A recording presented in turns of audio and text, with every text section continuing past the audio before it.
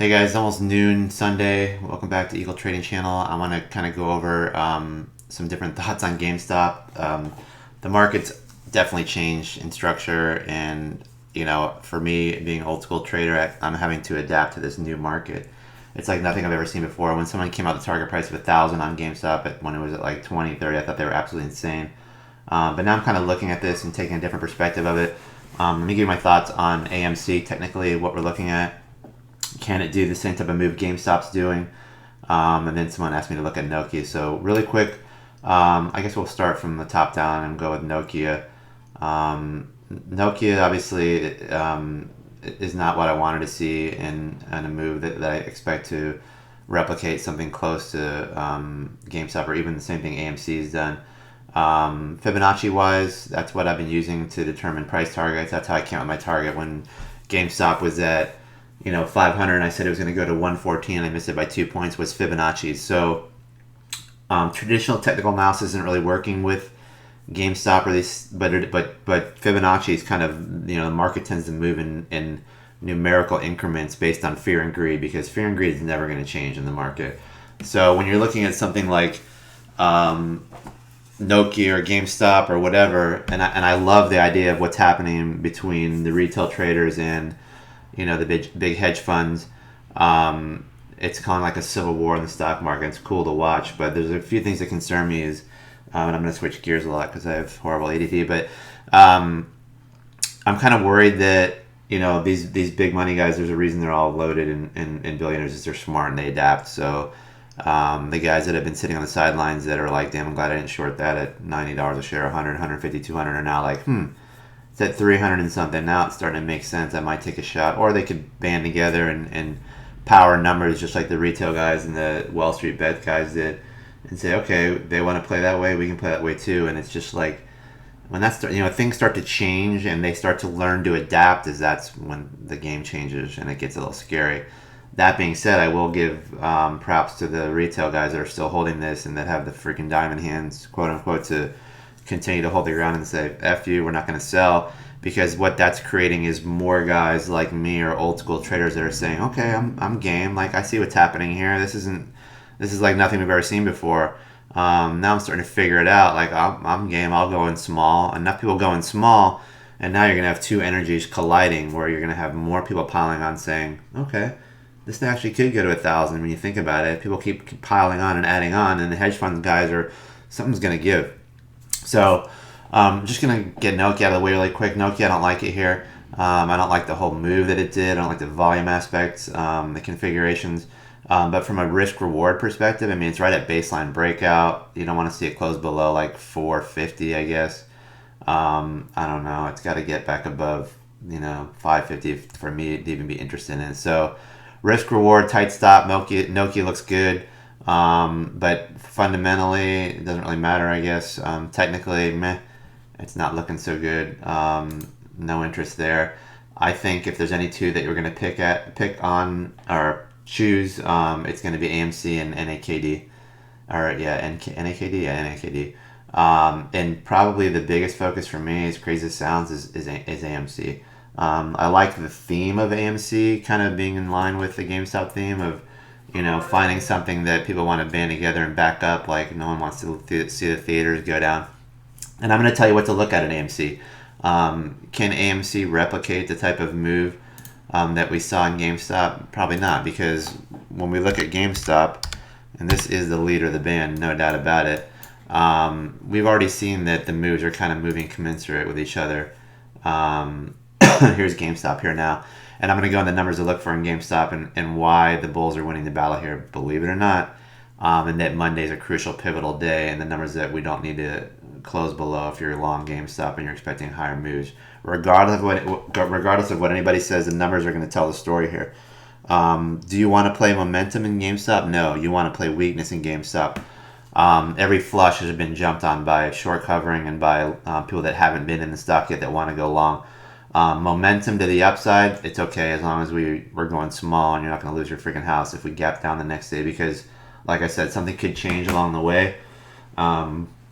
These guys are all working together, man. The SEC gets involved. They have no game plan to go by. They have no playbook. They've never seen anything like this. Who knows what they're going to do? They could halt trading in it completely, and I don't know. They've never seen like this. I've never seen it like this. So we're going to let the numbers kind of tell us what's going on.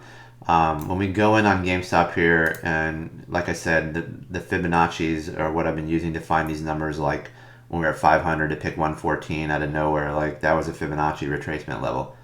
And right now, and we go, like, we're going to keep this simple here. Excuse me. First of all, excuse my room. We're doing a bathroom demo, so this like office is trashed out.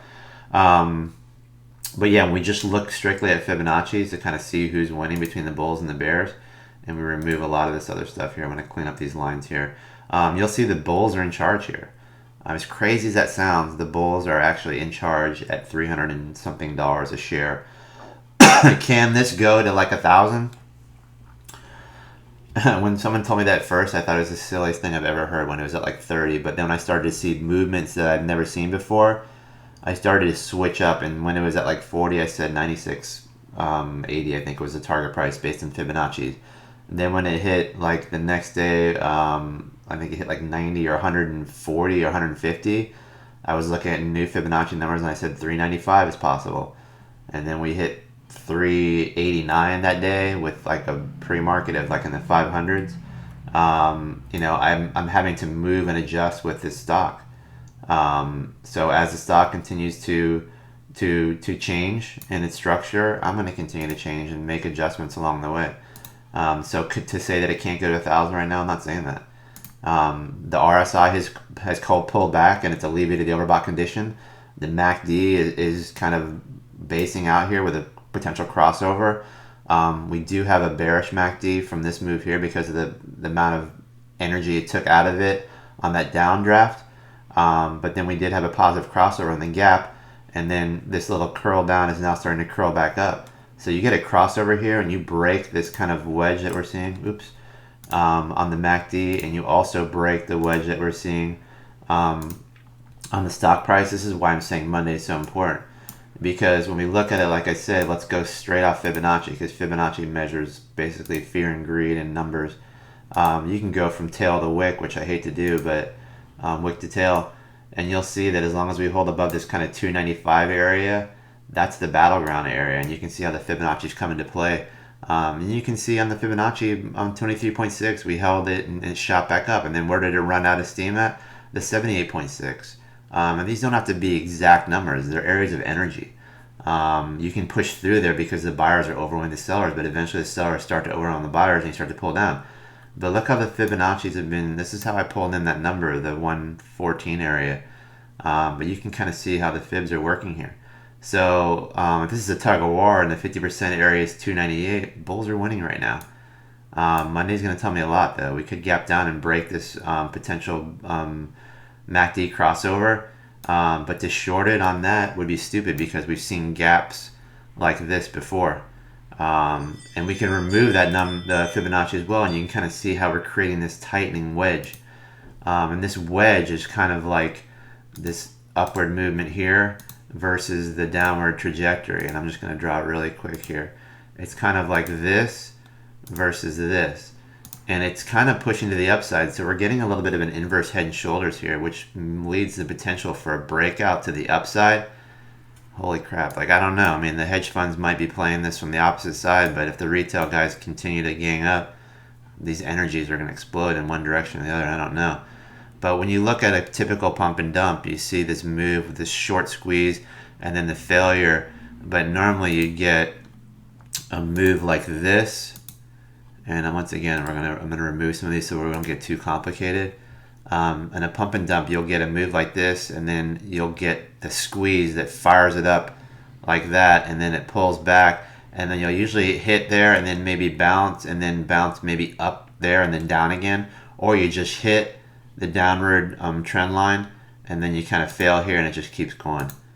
But this is different. Anybody that probably was shorting this thing, oh, we're going to roll over tomorrow. That's why when it did the next morning, you had this huge squeeze again. So what's happening here is you're getting short squeezes to the upside.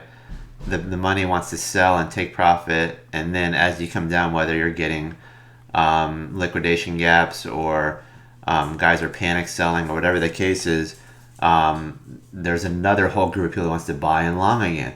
So we're seeing energy kind of battle here. The shorts that saw this as like what looked like a structural breakdown were caught the next morning in a squeeze.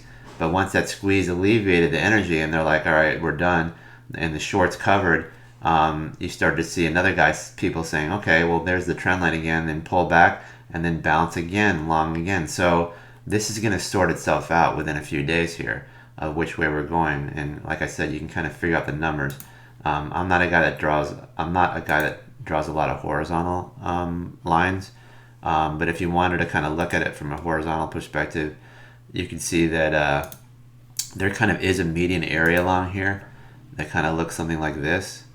And if we remove these other lines, you'll see what I'm talking about. And it's a slightly upward bias, as indicated by the Fibonacci, that the bulls are in control here. So if you want to look at horizontal supports, which I don't, unless stocks are moving sideways, and this stock is absolutely not moving sideways, it could move sideways in smaller time frames, but right now it's not really moving sideways. That's your upward trajectory line. Let me remove this one here.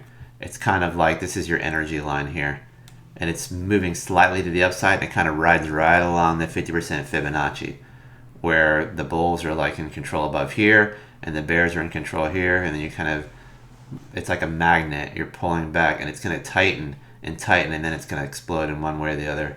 And like I said, the pennant that we're seeing now is slightly bullish. So all you guys that are short or whatever, thinking this is going to collapse, it could, but so far the indication tells me it's not telling me any direction yet. It's kind of neutral to up here.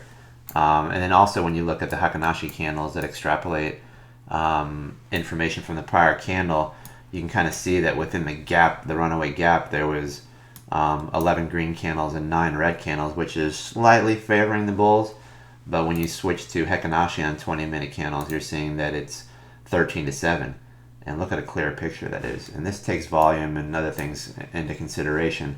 You want to see that, like I've said before, that base with no tail and a wick and an open body.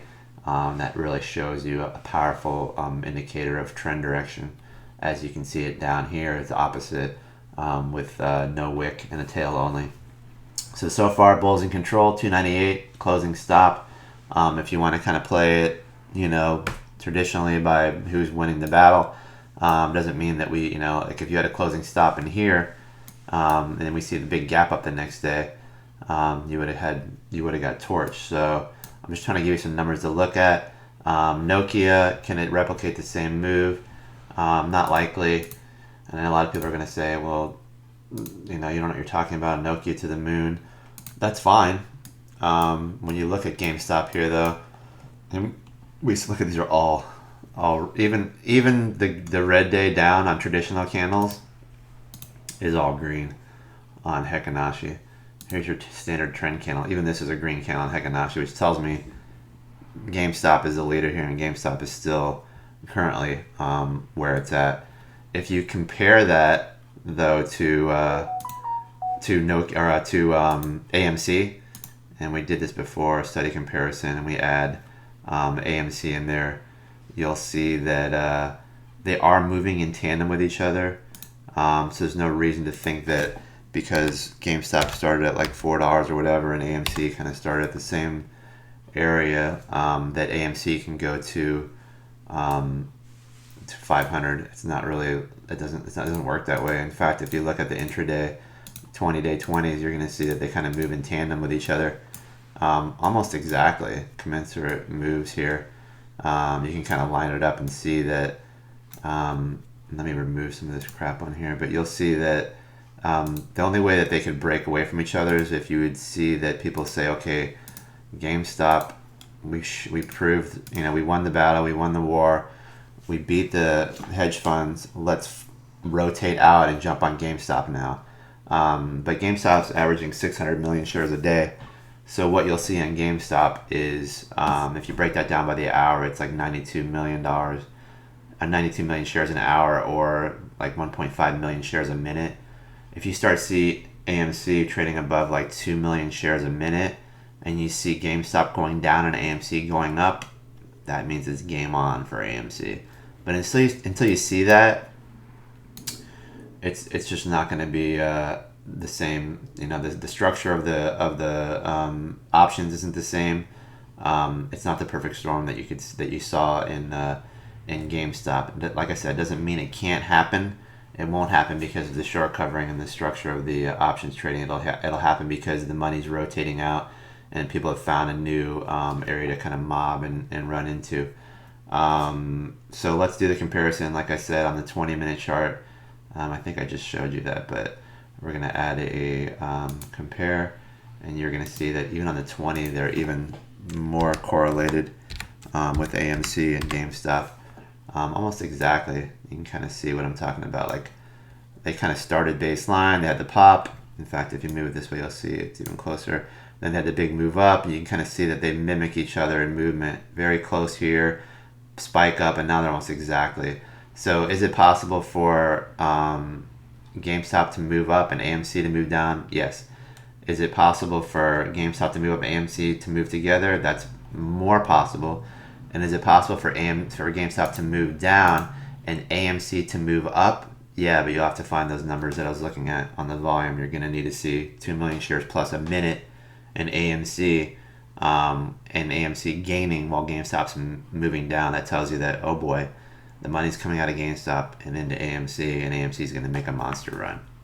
So that's what I'm looking at. Other than that, no, I don't see it happening in AMC. It's not going to if GameStop moves up 30%, AMC is not going to move up 300%.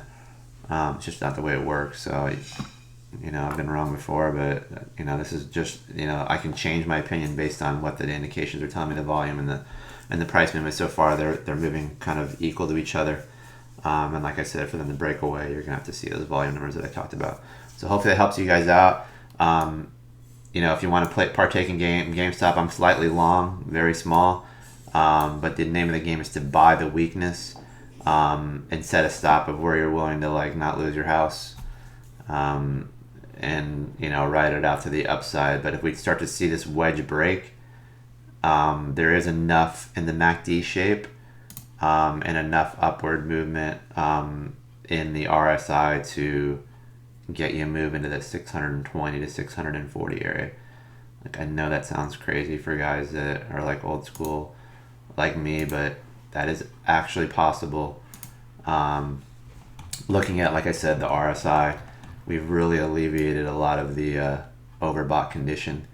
As you can see, once I show you the RSI here on the daily on GameStop, this thing got over 95, which is like a rarity.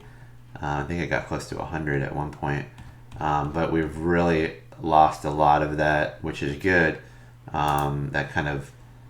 And now we're kind of curling, I guess, to the upside. Maybe it's somewhere like this pivot in here. If we're looking at RSI from a technical perspective, we've gone enough where we have a lot more room now to the upside, which is good for the longs.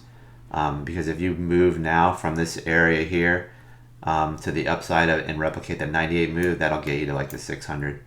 And then the MACD, obviously, too, is in a good spot here. Although you have some bearish divergence, you do have some bullish divergence shorter term. And you have the potential for a crossover. This is why Monday's so crucial, because you're literally at the verge of a crossover to the upside on the MACD, and you're on the positive. That move down really structurally affected and distorted the MACD. And then the move back up got you a crossover with the power on the gap, and then you kind of pulled back down. And literally Monday is where the battleground is. It literally is, the last stand, I think. Monday and Tuesday are going to tell us the potential for GameStop to either break down and kind of go back down to flat 200 or 160, or whether it's going to make that run into the 620 to 640 area.